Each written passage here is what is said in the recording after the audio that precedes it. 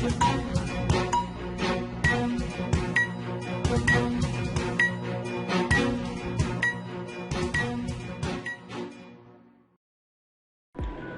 اللہ الرحمن الرحیم۔ السلام علیکم ناظرین، آج کے الف نیوز نامے میں آپ جان سکیں گے دنیا ساتھ دے نہ دے کشمیر کے مسئلے پر آخری حد تک جائیں گے، وزیر اعظم عمران خان کا قوم سے خطاب۔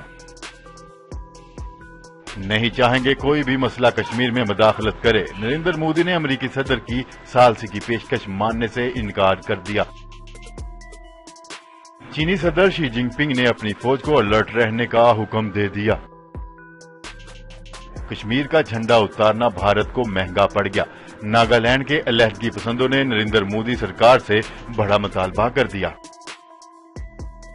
عرب اتحادیوں نے یمنی حوثیوں کی جانب سے داغے گئے بیلسٹک میزائل مار گرائے، سعودی عرب کو بڑے نقصان سے بچا لیا۔ امریکہ ایران کشیدگی دور کرانے کے لیے فرانس کی کوششیں کامیاب، ایرانی وزیر خارجہ کی G7 سربراہی اجلاس میں ڈرامائی شرکت، حیرت انگیز پیش رفت۔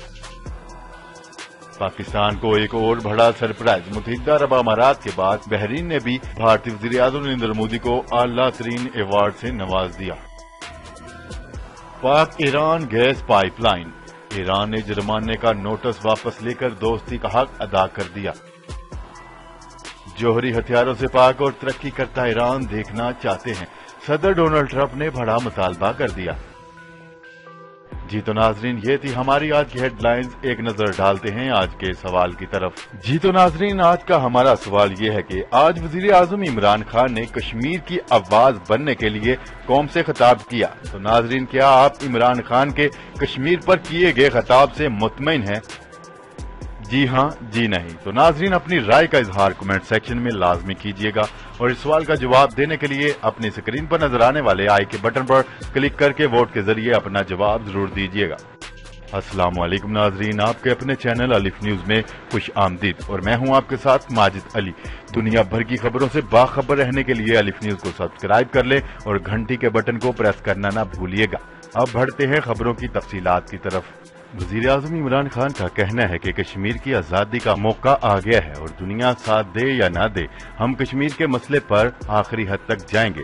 جبکہ ایٹمی جنگ ہوئی تو اس کے اثرات پوری دنیا پر پڑیں گے۔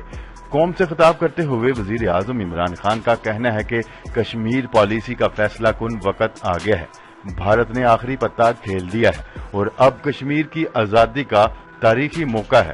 مودی نے مقبوضہ کشمیر کی حیثیت ختم کر کے بہت بڑی تاریخی غلطی کی ہے۔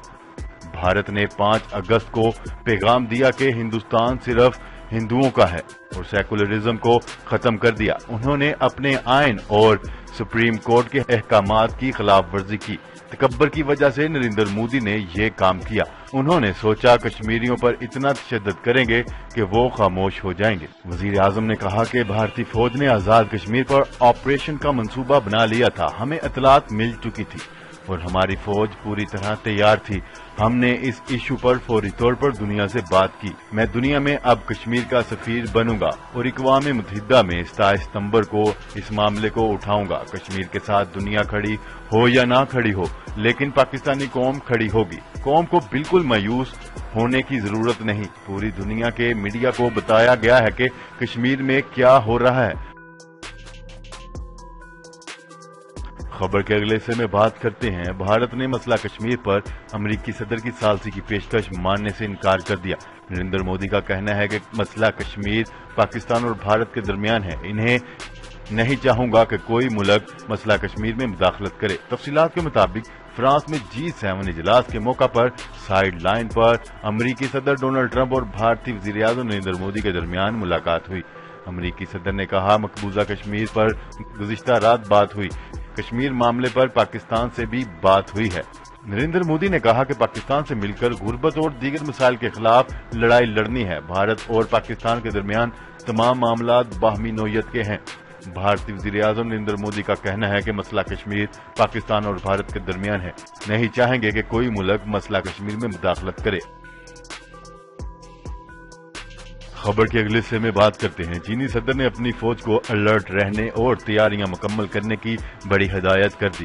نیوز رپورٹ کے مطابق چینی صدر نے گانسو صوبے میں Peoples liberation army air force کے اڈے کے کمانڈ سینٹر کا دورہ کیا، جہاں جنگی حالات کی تیاری اور تربیت کا جائزہ لیا گیا۔ نیوز رپورٹ کے مطابق چینی صدر، جو کہ communist party of China committee کے جنرل سیکرٹری اور چیئرمین سینٹرل ملٹری کمیشن کے چیئرمین بھی ہیں۔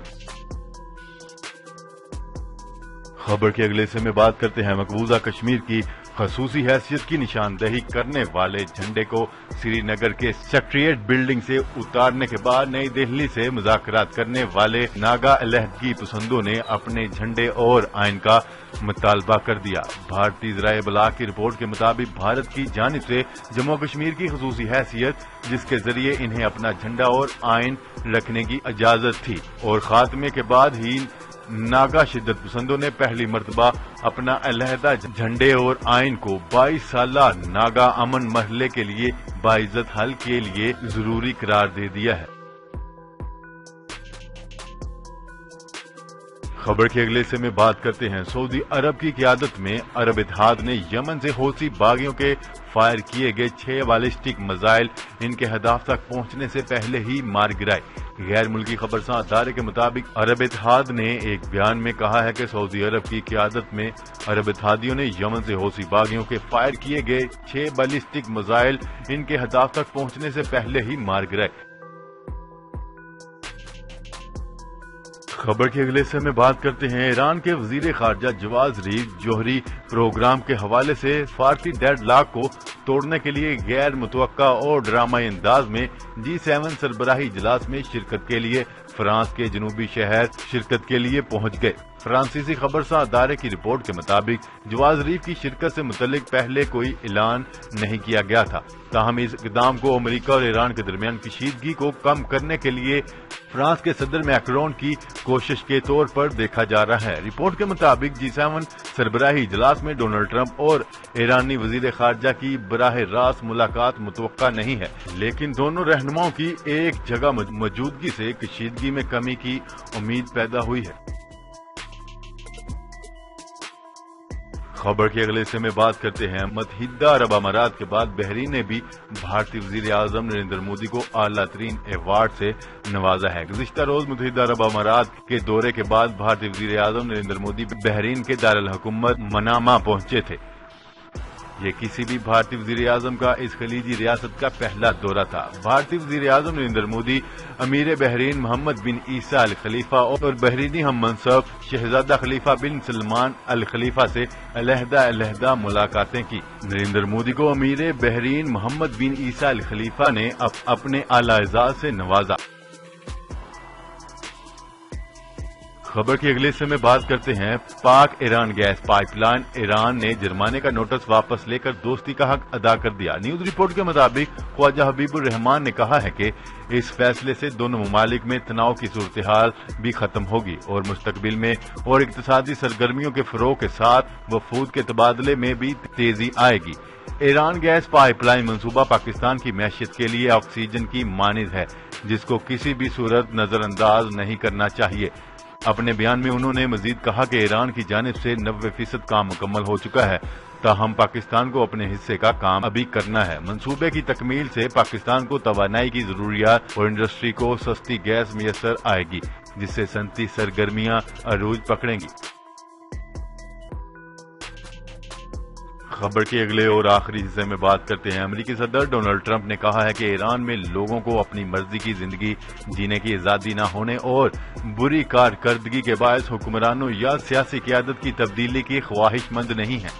بین الاقوامی خبرساں ادارے کے مطابق G7 اجلاس کے موقع پر صحافیوں سے گفتگو کرتے ہوئے امریکی صدر کا کہنا تھا کہ وہ ایک مضبوط اور خوشحال ایران دیکھنا چاہتے ہیں جو جوہری ہتھیاروں سے پاک ہو اور ترقی کی جانب گامزن ہو۔ صدر ڈونلڈ ٹرمپ نے مزید کہا کہ ایران میں لوگوں کو اپنی مرضی کی زندگی جینے کی آزادی نہ دینا ناقابل قبول ہے اور ایران کے گزشتہ 20 سالوں کی کارکردگی بھی قابل فخر نہیں، تاہم اس کے باوجود امریکہ ایران میں سیاسی قیادت کی تبدیلی کا خواہش مند نہیں ہے۔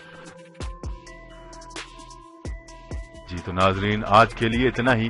مزید خبریں لے کر بہت جلد آپ کی خدمت میں حاضر ہوں گے، تب تک کے لیے اپنا خیال رکھیے گا۔ اللہ نگہبان۔ پاکستان زندہ باد، پاکستان آرمی پائندہ باد۔